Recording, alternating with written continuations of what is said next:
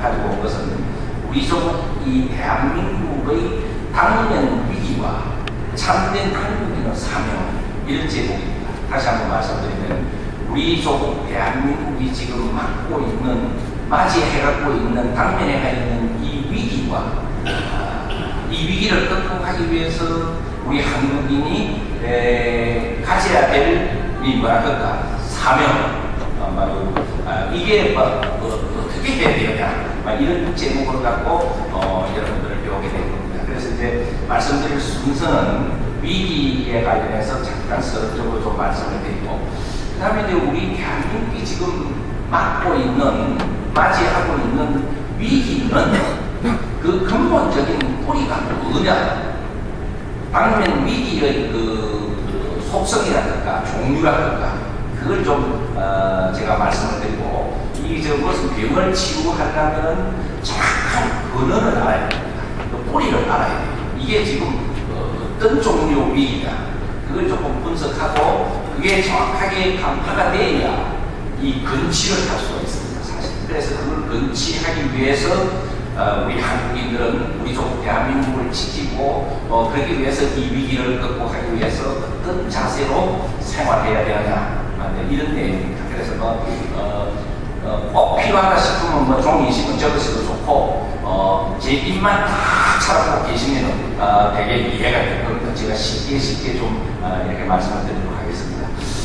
우선 서론적인 이야기로서 인생 개인 삶도 그렇고 국가도 그렇고 또 가정도 그렇고 언제나 호기만 계속되는 건 아닙니다. 이렇게 보면 참 인생살이가 참 신나고 좋을 때도 있는가 하면 이렇게 어려울 때가 있나 하고 또 위기도 있을 때가 있고, 그래서 이제 위기나 호기를 만날 때에 일반적으로 자세가 참 저는 중요하다고 봅니다.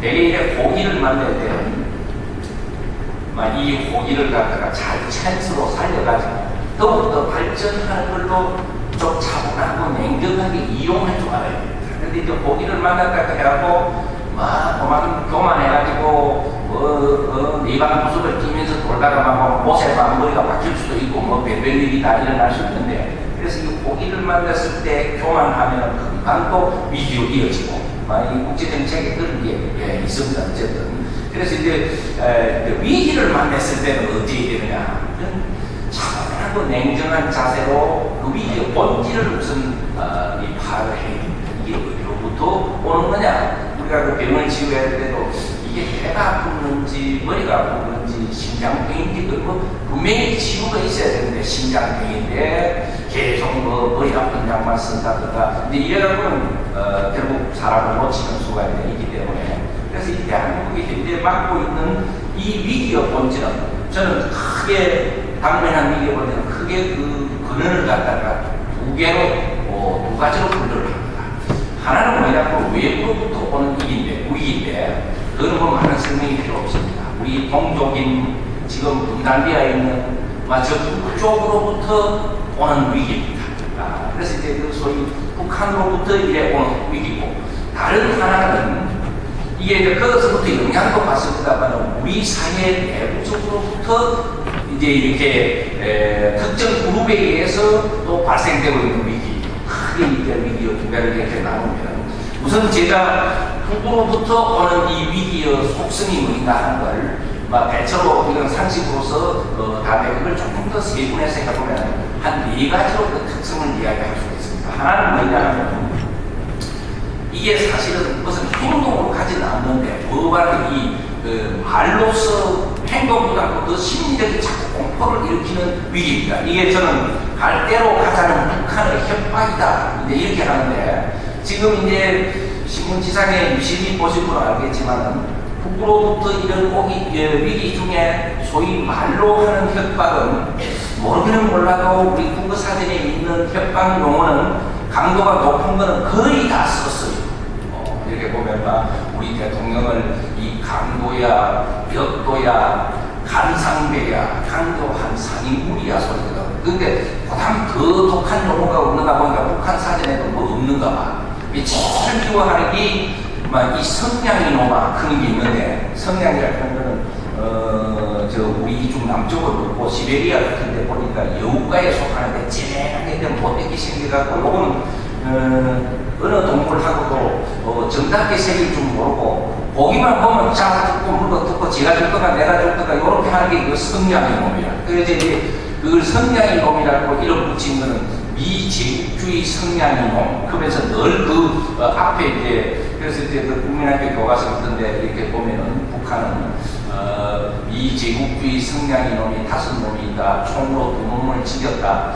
성량의 놈 몇 놈이 남았느냐. 정답은 3놈이 남았다. 그러면 틀려요. 반드시 미제 성량의 놈, 그 앞에 형용사를 붙이고 3놈이 남았다. 이제 요래야 될 정도로 제일 독한 단어를 이제 뭐 그런 건데, 그러다가 이제 어쨌든 지금 뭐 용어는 거의 쓸대로 가는데, 이런 이제 이게 뭐 말로사 지금 아무리 해봤더니 우리 이 남한 사람들은 워낙 이 협박 이런 걸 갖다 지난 60년 분단사에서 많이 경험했기 때문에 뭐 어디까지 집도 별로 지금 감각이 없어요. 아무리 지금 명동에 이 순간에도 나가보면은 우리 아들, 딸들 뭐 화려하게 돌아다니면서 성량이 너무 모르면 단어 아는 사람도 별로 없을 거예요. 북한에서 우리 대통령을 지금 뭐라고 부르나 해도 아무도 모를 거예요. 뭐라고 부르는지 이게 별 관심이 없어요. 그러니까 이제 북한으로 봐서는 그것도 큰 고민이라. 이게 막 무슨 지령을 내리면 들고 일하고 같이 뭉쳐줘야 되는데, 이게 도대체 무감각하니까 소위 지구로 봐서는 남조선 혁명 역량에 이 젊은이들이 의식 구조가 이 불을 붙지 않으니까, 그래서 이제 이런 게 이제 지금도 이제 고민인데, 어쨌든 막 갈대로 가고 취할 조치들을 거의 다 취하면서 이 협박을 해오는 거. 이것이 하나의 지금은 그래 어떤 상태냐 하면, 이게 참, 조금 용어를 전개해갖고 해야겠다. 어디서 강의 한번 하고, 전개하냐 안 하냐 하고 시비가 많이 붙었대. 오늘 최대 전개하는 용어를 쓰겠습니다.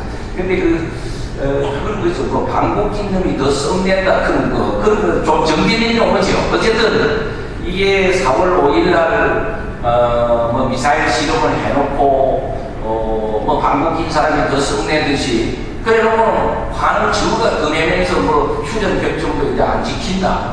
또, 육자회담이라고 북핵 회의하던 시스템이 있어. 그것도 또, 내가 지금까지 약속했던 거 하나도 안 지키겠다. 뭐 이제 그동안 걸 혹시 지켜볼까 하고 약속했던 거 이런 거 벌벌 털어지고 지금 휴전 협정 이것도 안 지키겠다. 지금 이런 상황이에요. 그 원칙대로 하면은 휴전 협정도 안 지키겠다고 선언해야 되기 때문에 미국이나 이렇게 합쳐가지고 그런 게 전제한 상태가 쏠거든. 그런데 공격을 해도 사실은 할 말도 없어요. 그 정전 상태가 다시 전쟁 상태로 돌아가는 건데, 그런데 뭐 휴전 상태가 뭐 안 지키겠다고 한 건지, 이제 위쪽에서 보면 또 우리 젊은이들은 이런 것도 또 감각도 없습니다. 뭐 하는 소리겠지. 이제 이런 상황이 지금 돼가 있는데, 어쨌든 이제 제일 이런 게 자꾸 협박을 하고 하면은 소위 6.25 사변을 경험했던 분들, 공산주의자의 실체가 뭐인가 아는 분들은 제일 이래도 괜찮나 이 사회가 이래갖고 그분들이 걱정이 제일 많지. 다른 사람들은 이게 이제 맞아보면 정신을 차려가면 몰라도 감각이 없어요. 근데 어쨌든 위협은 그렇게 돼가 있고, 그런데 이제 가장 북한의 이 북으로부터 위협 중에 제일 중요한 것이 뭐냐 하면은 소위 김정일의 지상지구의 국가 경영 철학이라는 게 있어요. 그게 뭐냐 하면은 소위 군사제일주의라고 합니다. 그게 우리가 다른 말로는 성군정치단이라는데, 북한이라는 제가 볼 때는 국가 괜찮은 국가인데, 지금 조선민주주의 인민공화국 하면서 그래도 또 국가를 합니다. 자기 국가를 경영하는데 지상지구 철학으로서 갖고 있는 게 뭐냐면 소위 밀리터리 퍼스트 폴리시라고 하는데, 군사제일주의라는 게 있어요. 요게 뭐냐 하면 딱 3가지 내용입니다. 하나는 북한의 군사력이라고 하는 것은 한반도를 언젠가 통일을 해야 되는데 필수적으로 써먹어야 될 통일의 원천력이다. 그런 게 있어요. 요거는 불변의 진리로서 지금도 계속 이야기하고 있는 겁니다. 한반도, 북한의 군사력은 한반도 통일의 원천력이다. 그래서 우리는 미래의 저 북한을 인간다운 삶이보다 그냥 자유민주 자본주의로 통일을 한다고 더구나 통일을 하면